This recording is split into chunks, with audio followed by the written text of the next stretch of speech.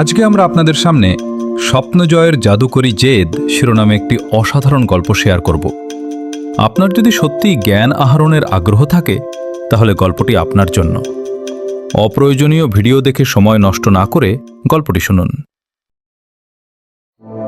Welcome to Rahman story canvas. একটি ধূলিময় গ্রাম, যার চারপাশে শুকনো মাঠ আর শান্ত পাহাড়।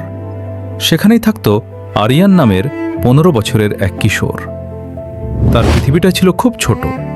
বিদ্যুৎহীন একটি জরাজীর্ণ ভাঙা ঘর, ক্লান্ত হাতের এক পরিশ্রমী মা, আর একটি পুরনো রেডিও যা কেবল বাতাস অনুকূলে থাকলেই সচল হতো। ছোটবেলাতেই সে বাবাকে হারিয়েছিল। তার মা 2 ঘন্টা দূরের এক শহরে পরিচ্ছন্নতা কর্মীর কাজ করতেন। তাদের কাছে না ছিল বাড়তি কাপড়, না ছিল পর্যাপ্ত খাবার। গ্রামের কেউ বিশ্বাস করত না যে তারা কখনো এই চরমম দারিদ্র্য থেকে মুক্তি পাবে। কেউ না, শুধু আরিয়ান ছাড়া। প্রতিদিন সূর্যাস্তের সময় আরিয়ান ছাদের ওপর বসে আকাশটা যখন কমলারঙা হয়ে যেত, তখন নিজেকে নিজে ফিসফিস করে বলতো, একদিন এই আকাশ আমার হবে, স্বপ্ন হিসেবে নয়, সত্যি হিসেবে। স্কুলে সে ছিল সেই ছেলেটি যার জুতো ছিল ছেঁড়া আর আঙুল ছিল কালির দাগে ভরা। অন্য বাচ্চারা তাকে উপহাস করে বলতো, তুই কেন এত পড়াশোনা করিস? তুই তো এক ঝাড়ুদারের ছেলে। আমাদের মতো মানুষেরা কখনো বড় কিছু হতে পারে না। আরিয়ান কখনো তর্ক করত না।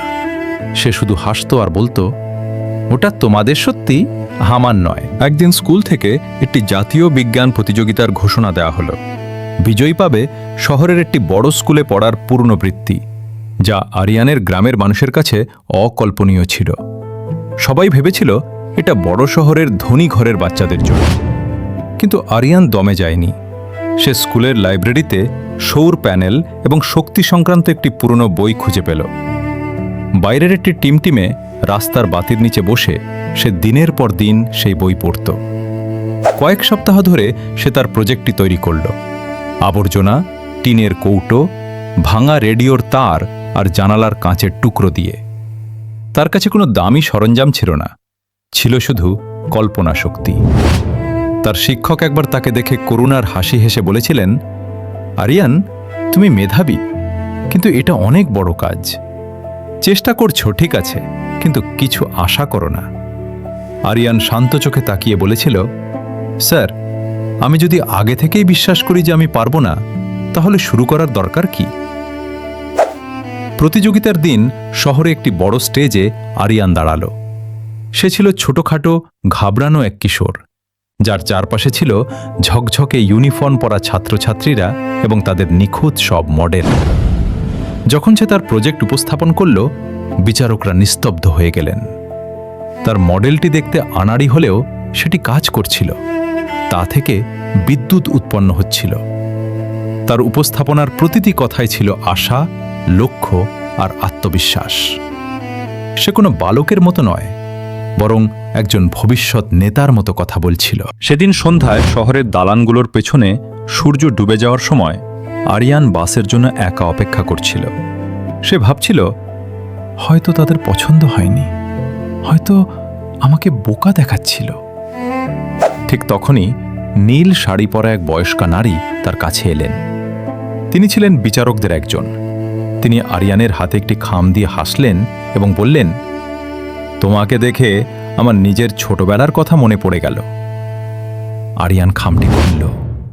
বিজয়ী, সম্পূর্ণ বৃত্তি, আবাসন, পোশাক এবং বই। সে কাঁদেনি।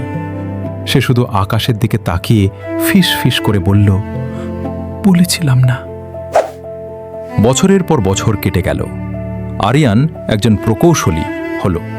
সে তার গ্রামে ফিরে এলো, শুধু বেড়াতে নয়, গ্রামটিকে বদলে দিতে। সে স্কুল তৈরি করল, বাড়ির ছাদে সৌর প্যানেল বসালো এবং তরুণ মেধাবীদের প্রশিক্ষণ দিতে লাগল।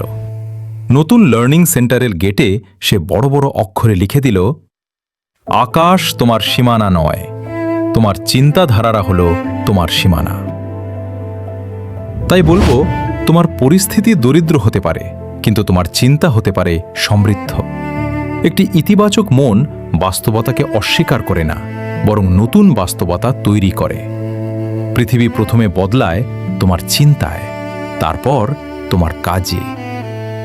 গল্পটি বন্ধুদের সাথে শেয়ার করো। গল্পটি কেমন লেগেছে এবং কেমন গল্প শুনতে চাও কমেন্ট করে জানাও। রহমান স্টোরি ক্যানভাসের সাথে থাকো, যাতে আমরা একসাথে শক্তি ও জ্ঞানের এই পথে এগিয়ে যেতে পারি। সুন্দর সুন্দর গল্প পেতে ফলো, সাবস্ক্রাইব, লাইক, কমেন্ট এবং শেয়ার করে আমাদের সাথেই থাকো। ধন্যবাদ।